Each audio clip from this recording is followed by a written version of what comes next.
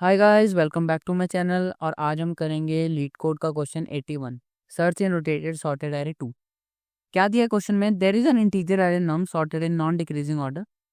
यानी कि हमारे पास एक सॉर्टेड एरे है, ठीक है। Before being pass to your function nums is rotated at an unknown pivot index, ठीक है। के अब हमें किया गया, हमारे पास एक सॉर्टेड एरे थी, लेकिन हमें इस फंक्शन में पास करने से पहले वो सॉर्टेड एरे को रोटेट कर दिया किसी पॉइंट पे। अब रोटेशन मैंने पिछली वीडियो में बताई थी जब मैंने इसका फर्स्ट पार्ट किया था। आज हम इसका फॉलोअप क्वेश्चन कर रहे हैं।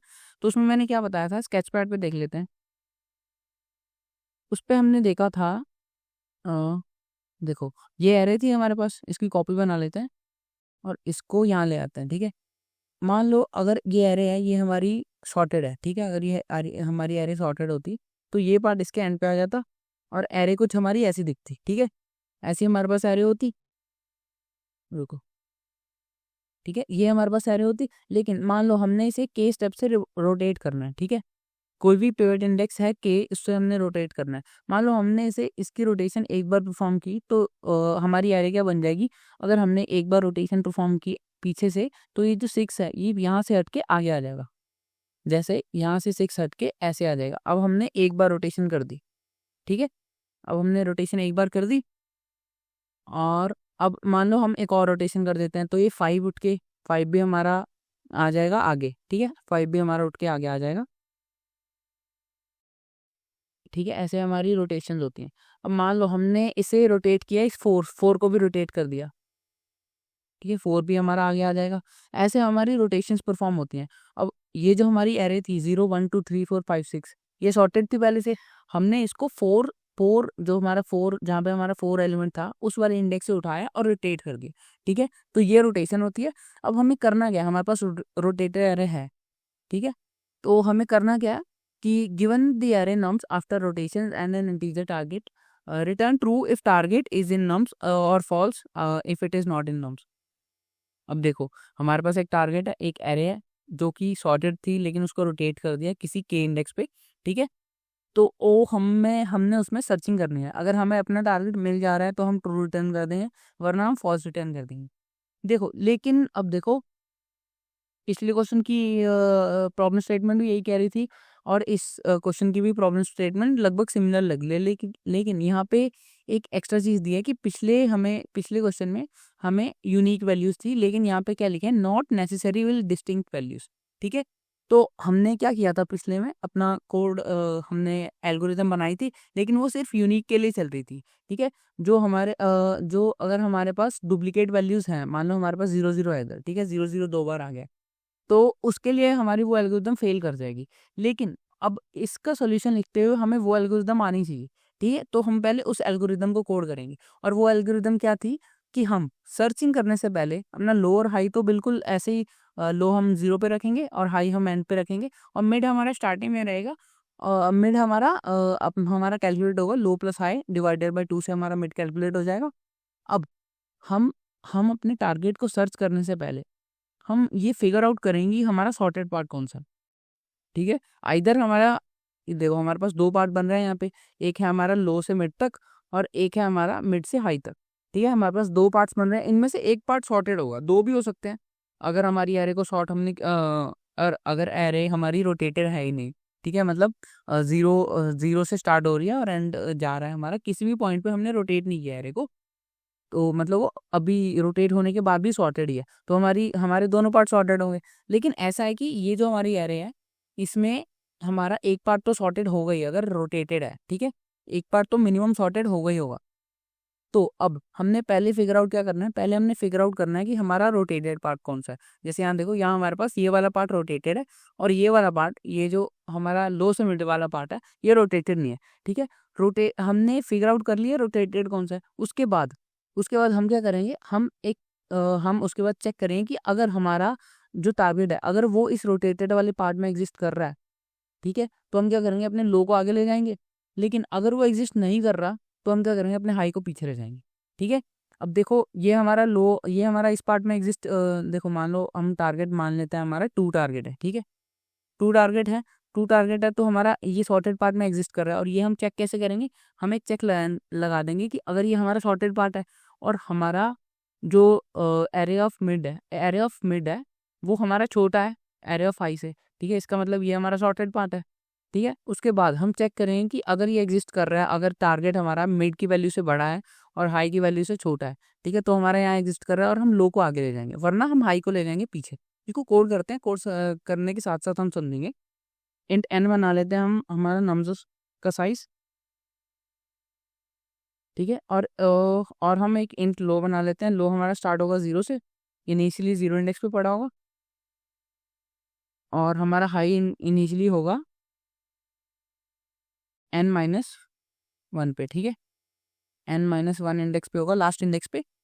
तो अब हमें माइनस चलानी है। चलाएंगे कैसे? हमारा लो कब तक चलेगी हमारी माइनस, जब तक लो हमारा less than equal to high है, ठीक है। अगर ये एक दोनों को लो अगर हमारा हाई से बड़ा हो जाता है तो हमारा लूप टूट जाएगा। मतलब क्या है कि अगर हमारा लो हाई क्रॉस हो जाता है, इसका मतलब हमें अपना टारगेट नहीं मिला है, ठीक है। अब देखो, जैसे मान लो हमारा टारगेट होता इसमें 7 होता हमारा टारगेट, ठीक है। तो हम क्या करते, हम यहाँ है, अगर लो और हाई एक दूसरे का क्रॉस कर गए, इसका मतलब उन्होंने सारी वैल्यूज को चेक कर लिया है। उन्होंने सारी वैल्यूज को अगर चेक कर लिया है और वो एक दूसरे को क्रॉस कर चुके हैं, इसका मतलब तो वो वैल्यू एग्जिस्ट नहीं कर रही ना। तो ठीक है, ये हम चेक लगा देंगे कि अगर हमारा लूप ऐसे टूट जाता है तो एंड में हम रिटर्न कर देंगे अपना फॉल्स, ठीक है। अब इंट मिड कैलकुलेट करते हैं हम। इंट मिड वो हमारा हो जाएगा low, mid is equal to low plus high whole divided by 2, ठीक है। अब हमने मिड कैलकुलेट कर लिया। अब डायरेक्टली टारगेट फाइंड करने से पहले हम सॉर्टेड और अनसॉर्टेड पार्ट फाइंड करेंगे, ठीक है। अब सॉर्टेड और अनसॉर्टेड पार्ट कैसे फाइंड करेंगे कि अगर इफ हमारा ARR ऑफ लो है जो वो लेस देन इक्वल टू हमारा ARR मिड है, ठीक है। इसका मतलब क्या है कि इसका मतलब है कि ये हमारा सॉर्टेड पार्ट है, ठीक है। और एक एल्स भी होगा। वो एल्स क्या होगा कि अगर हमारा दूसरा वाला पार्ट सॉर्टेड है, ठीक है। अब हमने सॉर्टेड फाइंड करना चालू कर दिया है, ठीक है। लेकिन एक चीज़ हम भूल गए कि मान लो हमारा स्टार्टिंग में ही मिड हमें मिल जाता है, मिड हमारा टारगेट के इक्वल हो जाता है। तो ये चीज़ तो हम बाहर ही यहाँ लिख सकते हैं ना कि अगर हमारा ARR ऑफ मिड अगर टारगेट के इक्वल है तो हम यहीं से रिटर्न कर देंगे, अपने इंडेक्स को रिटर्न कर देंगे मिड को, और हमें सॉर्टेड अनसॉर्टेड पार्ट चेक करने की ज़रूरत ही नहीं है ना।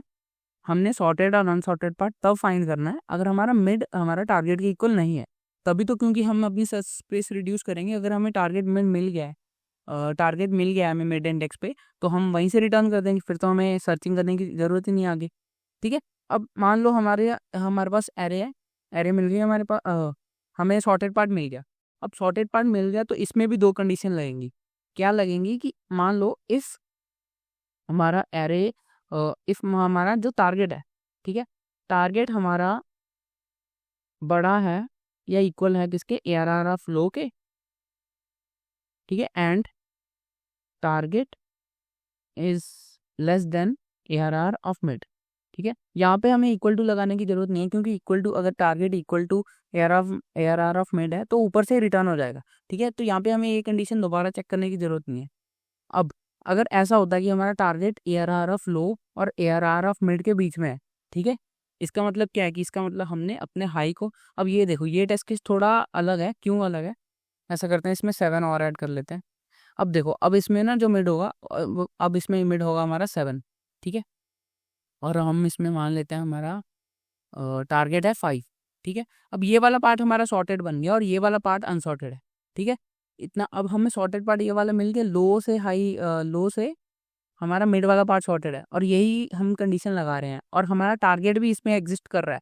अब टारगेट इसमें एग्जिस्ट कर रहा है तो हमें लो को आगे बढ़ाने की तो ज़रूरत नहीं है, हम हाई को पीछे लेके आएंगे, ठीक है। तो हम इसमें क्या करेंगे, हाई को ले जाएंगे मिड -1 पे, ठीक है। और अगर मान लो ऐसा नहीं है कि हमारा एरे वाला पार्ट सॉर्टेड पार्ट में नहीं है, ठीक है, हमारा टारगेट है वो हमारे सॉर्टेड वाले पार्ट में नहीं है, तो वो अनसॉर्टेड पार्ट में हुआ, तब हम क्या करेंगे। अब अगर हमारा टारगेट इधर 1 या 2 होता, ठीक है, तो हमें लो को आगे लेके जाना था, तो एल्स में हम क्या करेंगे, एल्स में हम ले जाएंगे लो को मिड +1, ठीक है।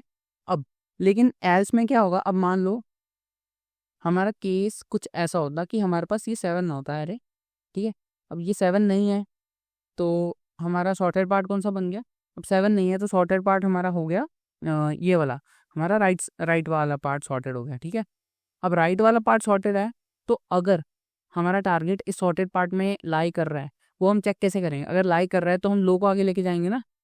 अब अब अब जब हमारा लेफ्ट वाला पार्ट सॉर्टेड था तो हम उल्टा कर रहे थे। अब यहाँ पे क्या करेंगे, अगर हमारा एल्स हम दो दो कंडीशन इसमें भी हमें चेक करनी पड़ेगी कि इफ़ हमारा जो टारगेट है वो greater than ARR of mid है, ठीक है, और ठीक है, एंड जो हमारा टारगेट है is less than equal to ARR of high, ठीक है।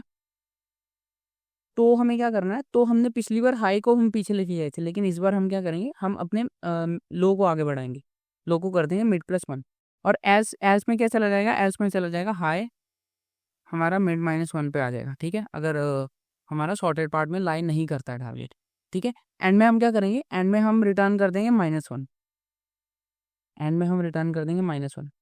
अब रिटर्न -1 हमने क्यों किया है, अच्छा, इसमें तो हमने ट्रू फॉल्स रिटर्न करना है ना, तो हम यहाँ पे भी मिड रिटर्न नहीं करेंगे, हम यहाँ पे ट्रू रिटर्न कर देंगे और यहाँ पे फॉल्स कर देंगे। और यहाँ पे फॉल्स हमने क्यों किया है, इसका मतलब है कि हमारा लूप की कंडीशन टूट गई है और हमारा लूप से हम बाहर आ गए हैं। उसके बाद अगर लूप की कंडीशन टूट गई है, इसका मतलब तो वो हमारा टारगेट एग्जिस्ट नहीं करता है ना, तो क्या कि तो हम एंड में कर देंगे फॉल्स रिटर्न। अब इसको रन करते हैं, ये बिल्कुल पुराना सिमिलर कोड है जो हमने किया था, लेकिन अब देखो इसमें ARR हमने इसको ARR बनाए थे, अब इसको भी ARR बनाना पड़ेगा हमको। नाम चेंज कर दिया हमने एरे का, क्योंकि हमने ARR यूज़ कर लिया था। अब ये एक्सेप्ट हो रहा है, लेकिन इसको सबमिट करेंगे तो हमारा एक टेस्ट केस नहीं चलेगा, मतलब कि हमें कुछ टेस्ट केस होंगे वो चलेंगे। अब जैसे देखो ये वाला टेस्ट केस चल नहीं रहा, अब इसको हमने कॉपी कर लिया, ठीक है। अब ये टेस्ट केस क्या क्या क्या रहा है, इसमें क्या हो रहा है हमारा, इसको ऐसा करते हैं, इसको कॉपी करते हैं और स्केच पैड पे इसको ले आते हैं, ठीक है। इसकी जगह हमारे पास बन गई ये वाली एरर, ठीक है।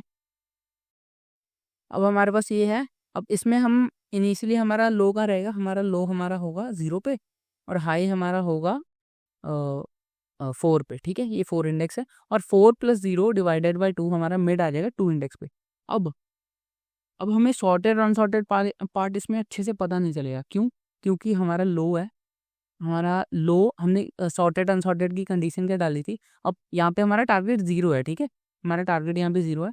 यहाँ पे हमने कंडीशन डाली थी कि जो हमारा अगर हमारा low less than equal to mid है, ठीक है, हमारा लो कौन सा है, लो भी 1 है, हमारा मिड भी 1 है, ये इक्वल टू 1 है, इसका मतलब ये पार्ट सॉर्टेड है, जबकि ये पार्ट तो सॉर्टेड नहीं है। ये देखो हमारा ये वाला पार्ट सॉर्टेड है नहीं है ना, ये वाला पार्ट सॉर्टेड नहीं है, और यहाँ पे हमारा ये वाला पार्ट सॉर्टेड है, लेकिन हमारी कंडीशन के हिसाब से दोनों पार्ट सॉर्टेड है, लेकिन हमने पहले इसमें लगाया है, तो पहले हमारा इसको सॉर्टेड मान लेगा, ठीक है, इसको इस पार्ट को सॉर्टेड मान लेगा। अब ये दिक्कत आ क्यों रही है, ये दिक्कत सिर्फ तब आती है जब हमारा लो, मिड और हाई तीनों ही सेम हो, ठीक है। अब तीनों सेम है, तो उस पे तो फिर हमें बाइनरी सर्च लगा नहीं सकते, क्योंकि अगर सेम है तो हमें पता नहीं चलेगा ना सॉर्टेड और अनसॉर्टेड पार्ट कौन सा है। और हम्म, और अगर हमारा ये तीनों सेम है और ये हमारा आंसर भी नहीं हो सकते, क्योंकि अगर आंसर होते तो मिड हम पहले कंडीशन चेक कर ली थी हमने और वहीं से रिटर्न हो जाता।